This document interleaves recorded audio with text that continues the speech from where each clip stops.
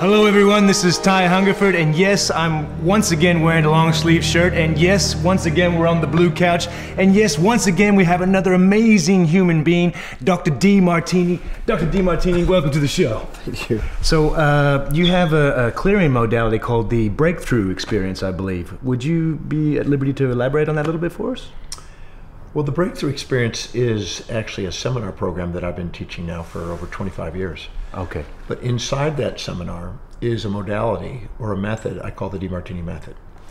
And the objective of that method is to help people transform their perceptions about what's going on in their life in such a way that everything that they see in the way becomes on the way.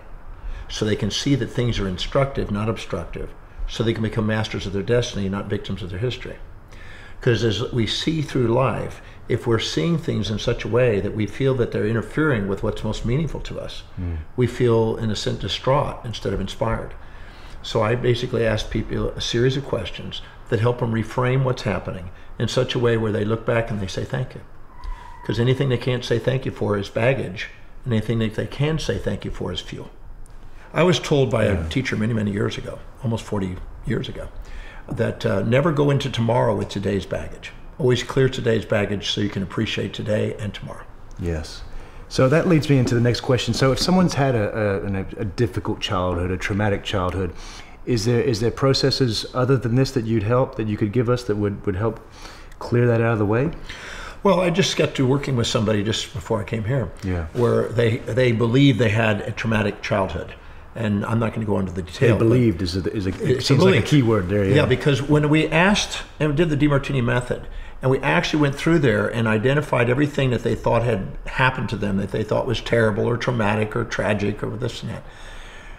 We went in there, each one of those, and asked where have they done it, how did it serve them, and we didn't stop until they actually saw it and had tears of gratitude for those experiences, because it's never what happens, it's their perception. Yeah. Then where they have done it, and where and when they have done it, how did it serve those people, how this person had done the opposite in other forms, because sometimes we judge people and label people and don't look at the other side of them. Yes. And then we look at who is doing the opposite at the moment they were doing it to see an inherent balance in the universe, and then ask if they had done the opposite, what we'd hoped they'd have done, our fantasy, what would have been the drawback. Because many times we compare our current reality to a fantasy and never appreciate our life.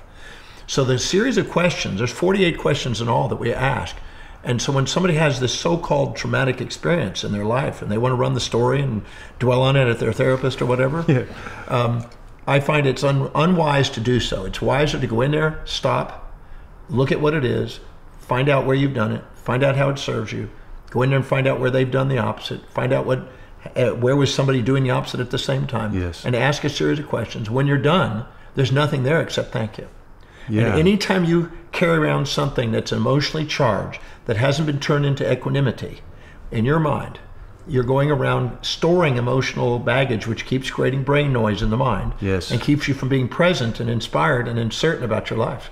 Your self-worth is hindered every time you store up those emotions that aren't balanced and not grateful. So then it's like you'd still have the memories, but energetically you've cleared it out. Is that the memories are different. Because instead of running the story and seeing the old memory, you're now looking at the same event, but from an eyes of balance. Yes. Because if you're seeing a drawback without a benefit, or a benefit without a drawback, you're going to be resentful or infatuated. But when you see both of them together, you're going to be grateful. Gratitude is a perfectly equilibrated mind, which opens up the gateway of the heart. And inside the heart is love. And love is a window washer of the mind and brings inspiration to the mind and enthusiasm to the body.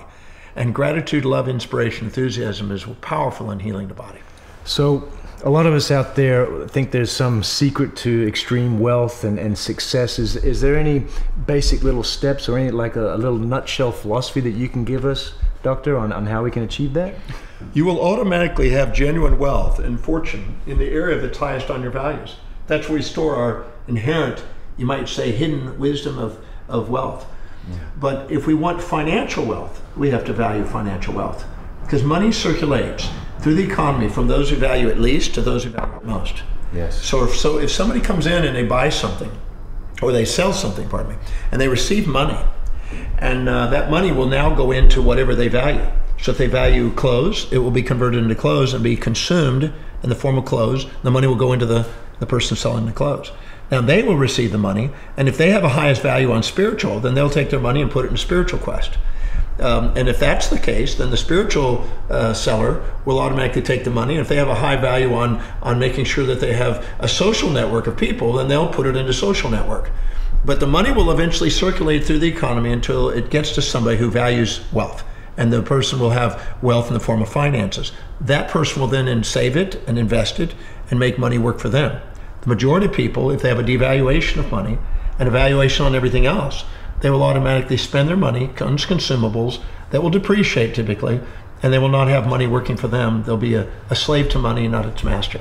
Yes. It's the person who truly values wealth building and learns the art and science and philosophy of wealth that ends up having the money working for them. What's the best way someone can increase their energy and increase their vibration, please, Doctor? Well, anytime somebody is living congruently with what's truly important to them, where they're spontaneously inspired from within to fulfill what's meaningful to them, they automatically have more vitality. I always say that your vitality in life is directly proportionate to the vividness of your vision. And your vision is crystal clear, except when you subordinate to the influence of others and allow the others that you look and see above you to infiltrate you with their own values. Yeah. When you do, you cloud the clarity of your own vision and cloud the vitality you have and lower the vibrations. The highest vibrations you'll have is when you're authentic. The highest vibration you'll have is when you're inspired from within, pursuing the thing that's truly most inspiring and meaningful to you. If you go to bed with gratitude, you wake up with inspiration. And if you go through and see everything in a way that it's helping you get your dreams, then nothing's in your way. So I always say that gratitude is the key to this entire journey of an inspired life. And if you want to have wellness, you want to have wealth, you want to have genius, you want to have influence, you want to have love and intimacy, you want to have all the things that most people are striving for, it all starts with the heart of gratitude. Dr. Demartini, I suppose a lot of folks out there would be interested to know, apart from, obviously thinking right, and is there physical things that you do with the body to keep yourself energized, to keep yourself looking so young? I believe that it's wise to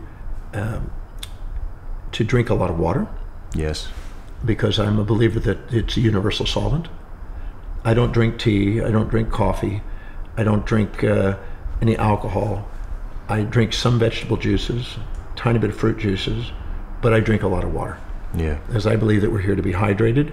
It's the most universal solvent, and I think it helps our physiology to the max. And I think it's insane what some of the people in this world eat today. Me too. I think that they're living to eat instead of eating to live. Yeah. And I'm more into eating quality foods, and I don't think there's anything that goes in my body that's not quality food. But I recommend any natural alternative, preventive health alternative that's there. Because I think that people are passing over some wise things that our body is trying to guide us to do.